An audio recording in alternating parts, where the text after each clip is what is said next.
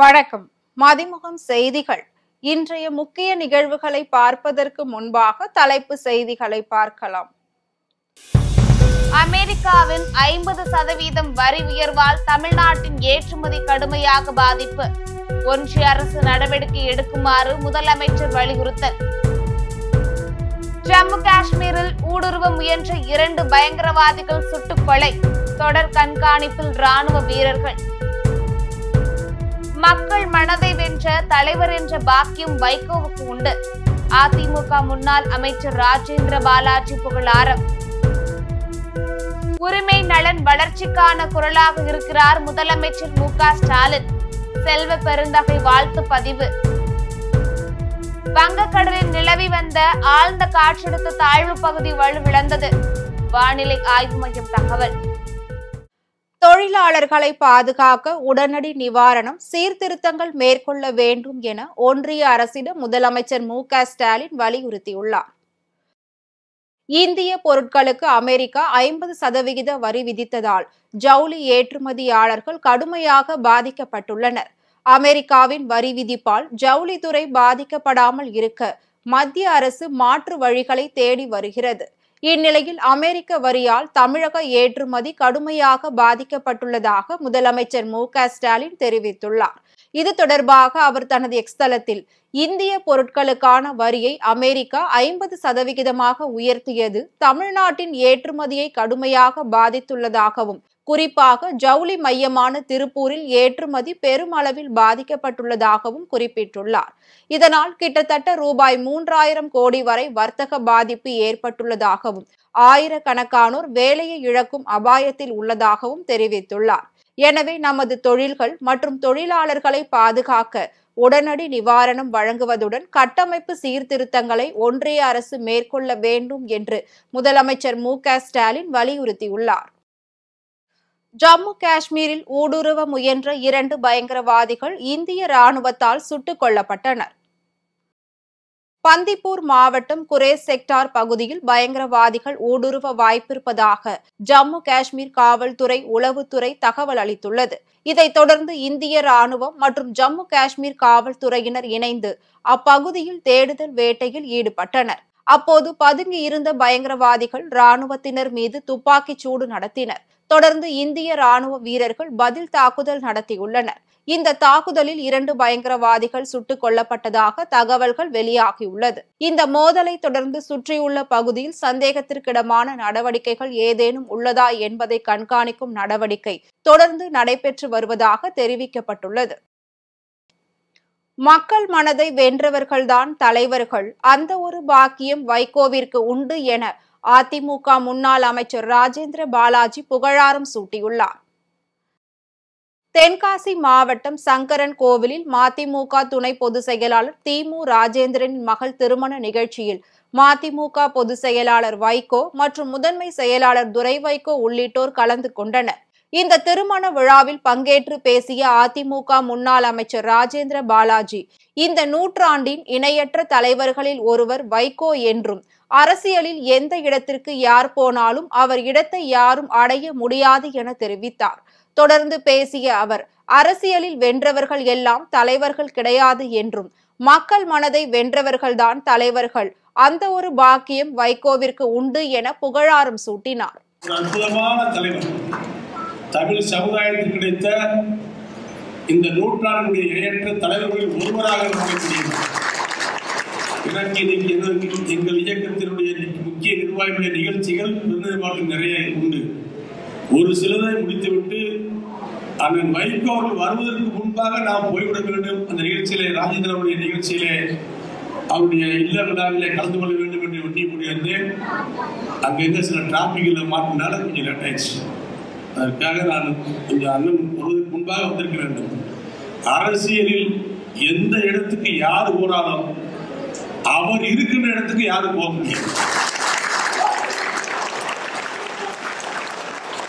அரசியலில் வென்றவர்கள் தான் தலைவர் கிடையாது, மக்கள் மனதை வென்றவர்கள் தான் தலைவர். அந்த ஒரு பாக்கியம் அண்ணன் வைகோ அவர் வாழ்கின்ற காலத்திலும் சரி போரோடு இருப்பார். பிற்காலத்திலும் சரி புகழோடு தான் விளங்குவார். அந்த அளவுக்கு அவருக்கு ஒரு சாம்ராஜ்யம் தமிழ்நாடு மட்டுமல்ல டெல்லி வரை இருக்கிறது. உரிமை நலன் வளர்ச்சிக்கான குரலாக முதலமைச்சர் மு.க. ஸ்டாலின் இருக்கிறார் என்று செல்வ பெருந்தகை தெரிவித்துள்ளார். தமிழ்நாடு காங்கிரஸ் கமிட்டி தலைவர் செல்வ பெருந்தகை தனது எக்ஸ் தள பதிவில் திராவிட முன்னேற்ற கழகத்தின் தலைவராக வெற்றிகரமாக 8ஆம் ஆண்டில் அடியெடுத்து வைக்கும் முதலமைச்சர் மு.க. ஸ்டாலினுக்கு தமிழ்நாடு காங்கிரஸ் கமிட்டி சார்பாகவும் தனது இதயபூர்வமான வாழ்த்துக்களையும் பாராட்டுகளையும் தெரிவித்துக் கொள்வதில் பெரும் மகிழ்ச்சி அடைவதாக பதிவிட்டுள்ளார். மேலும் தமிழக அரசியலில் மக்கள் நம்பிக்கையை பல மடங்கு உயர்த்தி மக்களின் உரிமை, நலன், வளர்ச்சி ஆகியவற்றிற்காக எப்போதும் உறுதியான குரலாக முதலமைச்சர் மு.க. ஸ்டாலின் இருந்து வருவதாக புகழாரம் சூட்டியுள்ளார்.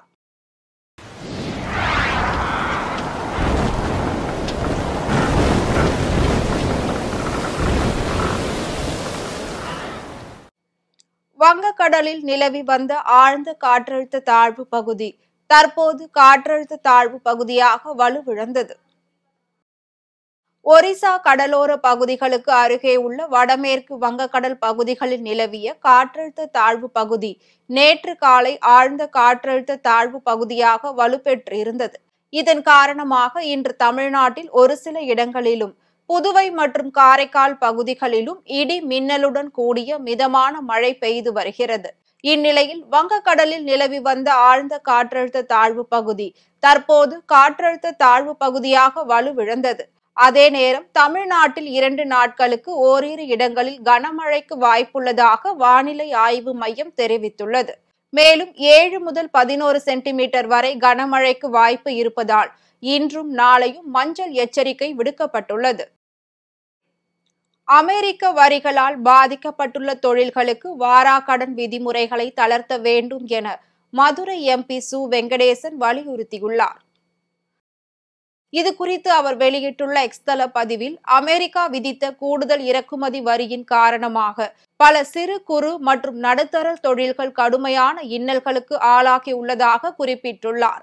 இதன் விளைவாக வங்கி கடன்களை செலுத்த முடியாமல் அவை வாரா கடன்களாக ஆக மாறும் அபாயம் உள்ளதாக கூறிய அவர், இந்திய ரிசர்வ் வங்கியிடம் விதிமுறைகளை தளர்த்தவும், இந்த நெருக்கடியின் போது குறு சிறு நடுத்தர தொழில்களின் கடன் கணக்கை வாரா கடனாக வகைப்படுத்தாமல் இருக்க வங்கிகளுக்கு அறிவுறுத்துமாறு வலியுறுத்தியுள்ளார். அமெரிக்காவிற்கு ஏற்றுமதி செய்யும் இந்திய சிறு குறு நடுத்தர தொழில்களுக்கு மேற்கண்ட இறக்குமதி வரி உயர்வு பிரச்சனையில் சாதகமான தீர்வு கிடைக்கும் வரை இந்த நிவாரணம் தொடர வேண்டும் என்றும் வெங்கடேசன் எம்பி கோரிக்கை விடுத்துள்ளார். திருப்பத்தூரை சேர்ந்த ஒரே குடும்பத்தினர் 4 பேர் சத்தீஸ்கர் மழை வெள்ளத்தில் சிக்கி உயிரிழந்தனர். பாரண்டப்பள்ளி கிராமத்தை சேர்ந்த ராஜேஷ்குமார் என்பவர் சத்தீஸ்கர் மாநிலத்தில் சிவில் இன்ஜினியராக பணியாற்றி வந்தார். இந்நிலையில் திருப்பதி கோவிலில் நடைபெற இருந்த திருமணத்திற்காக ராஜேஷ்குமார் தனது குடும்பத்தினருடன் சொந்த ஊருக்கு சென்றனர். அப்போது எதிர்பாராத விதமாக சுக்மா அடுத்த டர்பந்தனா என்ற இடத்தில் மேக வெடிப்பால் வெள்ளம் ஏற்பட்டது. இந்த வெள்ளத்தில் ராஜேஷ்குமார் சென்ற கார் அடித்து செல்லப்பட்டது. இதில் காரில் பயணித்த ராஜேஷ்குமார், மனைவி பவித்ரா, மகள்கள் சௌத்திகா, சௌமியா ஆகிய 4 பேரும் பரிதாபமாக உயிரிழந்தனர். இந்நிலையில் திருப்பத்தூர் மாவட்டத்தில் உள்ள பாரண்டப்பள்ளி கிராமத்திற்கு 4 பேரின் உடல்களை எடுத்து வரும் பணியில் காவல்துறையினர் ஈடுபட்டு வருகின்றனர். ராணிப்பேட்டை மாவட்டம் சோளிங்கர் அருகே கிணற்றில் குளிக்க சென்ற சிறுவன் நீரில் மூழ்கி உயிரிழந்த சம்பவம் பெரும் சோகத்தை ஏற்படுத்தியுள்ளது. சோளிங்கர் அடுத்த அருந்ததியர் பாளையம் கிராமத்தை சேர்ந்த குமரேசன் மகன் ராஜேஷ். இவர் அதே பகுதியில் உள்ள அரசு பள்ளியில் 10ஆம் வகுப்பு கல்வி பயின்று வந்த நிலையில் விநாயகர் சதுர்த்தியை முன்னிட்டு பள்ளி விடுமுறை என்பதால் தன் நண்பர்களுடன் ராஜேஷ் கிணற்றில் குளிக்க சென்றுள்ளார். அப்போது எதிர்பாராத விதமாக நீரில் மூழ்கியதாக கூறப்படுகிறது. இது குறித்த தகவலின் பேரில் சம்பவ இடத்திற்கு விரைந்து சென்ற தீயணைப்பு துறையினர் நீண்ட தேடுதலுக்கு பின் சிறுவனை சடலமாக மீட்டு பிரேத பரிசோதனைக்காக அரசு மருத்துவமனைக்கு அனுப்பி வைத்தனர். இந்த சம்பவம் அப்பகுதியில் பெரும் சோகத்தை ஏற்படுத்தியுள்ளது. சென்னையில் 22 கேரட் ஆபரண தங்கத்தின் விலை சவரனுக்கு 120 ரூபாய் உயர்ந்து 75,240 ரூபாய்க்கு விற்பனை செய்யப்படுகிறது. தங்கத்தின் விலை தொடர்ந்து ஏற்ற இறக்கத்தை சந்தித்து வருகிறது. இந்நிலையில் தங்கத்தின் விலை மீண்டும் 75,000 தாண்டி தொடர்ந்து கிடுகிடுவென உயர்ந்து வருவதால் நகை பிரியர்கள் அதிர்ச்சி அடைந்துள்ளனர். அதன்படி சென்னையில் 22 கேரட் ஆபரண தங்கத்தின் விலை கிராமிற்கு 15 ரூபாய் உயர்ந்து 9,405 ரூபாய்க்கு விற்பனை செய்யப்படுகிறது. மேலும் சவரனுக்கு 120 ரூபாய் உயர்ந்து 75,240 ரூபாய்க்கு விற்பனையாகிறது. மேலும் வெள்ளியின் விலையில் எவ்வித மாற்றமும் இன்றி 1 கிராம் வெள்ளியின் விலை 130 ரூபாய்க்கும் 1 கிலோ வெள்ளியின் விலை 1,30,000 ரூபாய்க்கும் விற்பனை செய்யப்படுகிறது. மதுரை மாவட்டம் திருப்பரங்குன்றம் ரயில்வே சுரங்கப்பாதை அருகே கார் தலைகீழாக கவிழ்ந்து விபத்துக்குள்ளானது. திருப்பரங்குன்றத்தில் இருந்து மதுரையை நோக்கி சென்று கொண்டிருந்த கார் நிலை தடுமாறி சாலையோர சுவற்றில் மோதி தலைகீழாக கவிழ்ந்து விபத்துக்குள்ளானது. இதனை பார்த்த பொதுமக்கள் காரில் இருந்தவர்களை பத்திரமாக மீட்டனர். மேலும் காரில் இருந்தவர்கள் அதிர்ஷ்டவசமாக உயிர் தப்பிய நிலையில் போதிய வெளிச்சம் இல்லாத காரணத்தினாலேயே விபத்து ஏற்பட்டுள்ளதாக குற்றச்சாட்டு எழுந்துள்ளது. தற்போது கார் தலைகீழாக கவிழ்ந்து விபத்துக்குள்ளான சிசிடிவி காட்சிகள் வெளியாகி பெரும் பரபரப்பை ஏற்படுத்தியுள்ளது. திருவண்ணாமலையில் வீட்டினுள் தூங்கிக் கொண்டிருந்த விவசாயி மீது மர்ம நபர்கள் தாக்குதல் நடத்திய சம்பவம் பெரும் பரபரப்பை ஏற்படுத்தியுள்ளது. செங்கம் அடுத்த கிருஷ்ணாபுரம் கிராமத்தை சேர்ந்த மஞ்சுநாதன், விருத்தாம்பாள் கணவன் மனைவியாக வாழ்ந்து வந்தனர். இந்நிலையில் கடந்த 6 மாதமாக இருவருக்கும் இடையே கருத்து வேறுபாடு ஏற்பட்டு பிரிந்து வாழ்ந்து வந்ததாக கூறப்படுகிறது. இந்த சூழலில் மஞ்சுநாதன் தனது வீட்டில் உறங்கிக் கொண்டிருந்த போது அடையாளம் தெரியாத 3 நபர்கள் அவரை சரமாரியாக தாக்கிவிட்டு தப்பி ஓடினர். இதனை கண்ட அப்பகுதியினர் அவரை மீட்டு மருத்துவமனைக்கு அனுப்பி வைத்ததோடு இது குறித்து காவல் நிலையத்தில் புகார் அளித்தனர். மேலும் பாதிக்கப்பட்ட மஞ்சுநாதன் இதற்கு காரணம் விருத்தாம்பாள் என வாக்குமூலம் கொடுத்துள்ளார். இந்த சம்பவம் அப்பகுதியில் பெரும் பரபரப்பை ஏற்படுத்தியுள்ளது. திருவண்ணாமலை மாவட்டம் பனையம்மன் கோவில் பிரம்ம உற்சவத்தை முன்னிட்டு தேர் திருவிழா வெகு விமர்சையாக நடைபெற்றது. சேத்துப்பட்டு அடுத்த பெரிய கொழப்பலூர் கிராமத்தில் அமைந்துள்ள பனையம்மன் மாரியம்மன் கோவில் வருடாந்திர பிரம்ம உற்சவ விழா நடைபெற்றது. முன்னதாக அம்மனுக்கு சிறப்பு அபிஷேகம் மற்றும் அலங்காரம் செய்யப்பட்டு வண்ண மலர்களால் அலங்கரிக்கப்பட்ட மரத்தேரில் அமர்த்தப்பட்டு தேரோட்டம் தொடங்கியது. இதில் திரளான பக்தர்கள் கலந்து கொண்டு தேரை வடம் பிடித்து இழுத்து சுவாமி தரிசனம் செய்தனர்.